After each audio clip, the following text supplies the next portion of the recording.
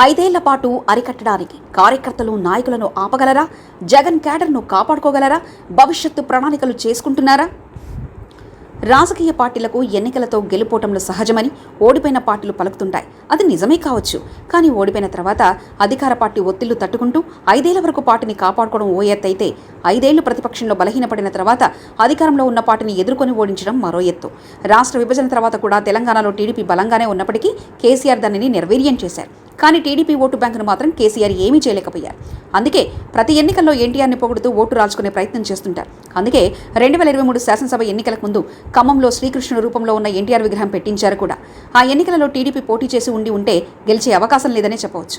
కానీ ఆ ఎన్నికల్లో టీడీపీ పోటీ చేయకుండా ఉండిపోయి కాంగ్రెస్ పార్టీకి సాయపడింది.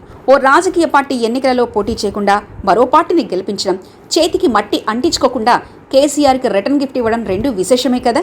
2014 ఎన్నికల్లో ఏపీలో వైసీపీ ఓడిపోయినప్పుడు చంద్రబాబు నాయుడు ప్రజాస్వామ్యానికి కట్టుబడి దాన్ని ఇబ్బంది పెట్టలేదు కనుకనే జగన్ పాదయాత్ర చేసుకోగలిగారు. 2019 నాటికల్లా సర్వశక్తులు కూడగట్టుకుని అధికారంలోకి రాగలిగారు. ఆనాడు చంద్రబాబు నాయుడు వైసీపీని అంతగా ఉపేక్షించడం వల్లనే అధికారంలో కోల్పోయామనే వాదనలు నేటికి వినిపిస్తూ ఉంటాయి. కానీ 2019లో ఏపీ సీఎంగా బాధ్యతలు చేపట్టిన జగన్మోహన్ రెడ్డి ప్రజాస్వామ్యం, రాజ్యాంగం, ప్రతిపక్షాలు అంటూ మొహమాటలకు పోకుండా టీడీపీని ఉక్కుపాదంతో అణిచివేస్తూ నిర్వీర్యం చేసేందుకు అన్ని ప్రయత్నాలు చేశారు. అదే సమయంలో రాష్ట్రంలో వైసీపీ ఓటు బ్యాంకు పెంచుకునేందుకు జగన్ గట్టి ప్రయత్నాలు చేశారు. జగన్ ప్రభుత్వం ప్రజాస్వామ్యానికి కట్టుబడి ఉంటే టీడీపీ మనుగడ సాగించడం పెద్ద వింతేమీ కాబోదు. కానీ 5 ఏళ్ల పాటు ఏకతాటిగా దెబ్బతీస్తున్న పార్టీ చెల్లాచెదురు కాకుండా కాపాడుకోవడం చాలా కష్టం. ఆ సమయంలో చంద్రబాబు నాయుడు కనబర్చిన పోరాట స్ఫూర్తి కారణంగానే టీడీపీ బలంగా నిలబడుతూ జగన్ ప్రభుత్వాన్ని గట్టిగా ఎదుర్కోగలిగింది. ఈ విషయంలో జనసేన అధినేత పవన్ కళ్యాణ్ తీసుకున్న చొరవను టీడీపీ శ్రేణులు అభినందించాల్సిందే. జగన్ తప్పుడు ఆలోచనలు, తప్పుడు నిర్ణయాలు, తప్పుడు విధానాలు కూడా టీడీపీకి బాగా కలిసొచ్చాయని చెప్పవచ్చు.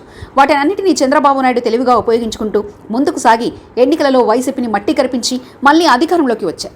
ఈ 5 ఏళ్ల చేదు అనుభవాలను చూసిన చంద్రబాబు నాయుడు ఈసారి వైసీపీ పట్ల మెతకగా ఉండే అవకాశం లేదు.